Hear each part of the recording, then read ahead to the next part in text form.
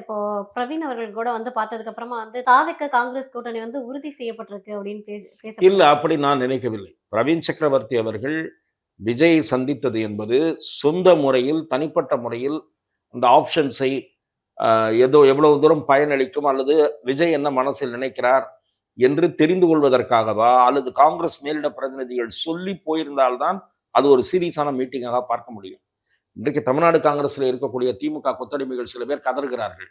பிரவீன் சக்கரவர்த்தி குழப்பத்தை ஏற்படுத்துகிறார். பிரவீன் சக்கரவர்த்தி டெல்லி மேலிடத்தை சொல்லி போய் பார்த்தாரா? எந்த அடிப்படையில் போய் பார்த்தார்? அவரை யார் ஆத்தரைஸ் செய்தது என்றெல்லாம் சில பேர் கேட்டுக்கொண்டிருக்கிறார்கள். ஆகவே இந்த மாதிரியான குழப்பங்களுக்கு இடமளிக்கக் கூடாது. அதை தான் நான் சொன்னேன். இந்த ஐவர் குழுவை போட்டு அடுத்த நாளே போய் அறிவாலய வாசலில் நின்றது தப்பு. ஐவர் குழுவை போட்டு நீங்கள் தமிழ்நாடு காங்கிரஸ் நிர்வாகிகளிடம் கருத்து கேட்டுவிட்டு, அது முக்கியமான நிர்வாகிகளிடம் கருத்து கேட்டிருக்கிறார்கள். கொஞ்ச நாள் வெயிட் பண்ண வேண்டியதானே? ஏன் ஓடுறீங்க உடனே அறிவாலயத்துக்கு? அறிவாலயத்துக்கு ஒரு பக்கம் ஓடுறீங்க, இன்னொரு பக்கம் பிரவீன் சக்கரவர்த்தி போய் விஜய பார்க்கிறார். அப்ப காங்கிரஸ் என்ன முடிவெடுத்திருக்கிறது என்பதுல ஒரு தெளிவு தேவை. வெறும் பிரவீன் சக்கரவர்த்தி பார்த்ததுல ஒண்ணுமே பண்ண முடியாது.